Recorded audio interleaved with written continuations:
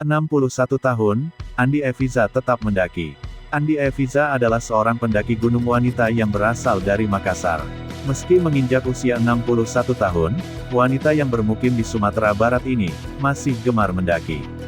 Tak seorang diri, setiap mendaki gunung, perempuan kelahiran tahun 1961 ditemani suami Irsan. Bahkan sang anak ikut juga. Kadang pula lulusan Insinyur Pertanian Universitas Hasanuddin tahun 1985 ini ditemani kolega sehobinya. Sejumlah gunung tinggi di Indonesia telah didaki Andi Eviza. Di antaranya Gunung Kerinci, Gunung Rinjani, Gunung Merabu, Gunung Singgalang. Terakhir September tahun 2021 ini, ia mendaki bersama suami dan koleganya di Gunung Talang, Sumatera Barat. Di balik hobi mendaki gunung, rupanya Andi Eviza adalah seorang dosen. Ia tercatat sebagai tenaga pengajar di Politeknik Pertanian Negeri Payakumbuh, Sumatera Barat. Di tengah kesibukan mengajar, ia berusaha meluangkan waktu untuk mendaki. Bahkan ia mengajak mahasiswa yang akan tamat dengan diwisuda di puncak gunung.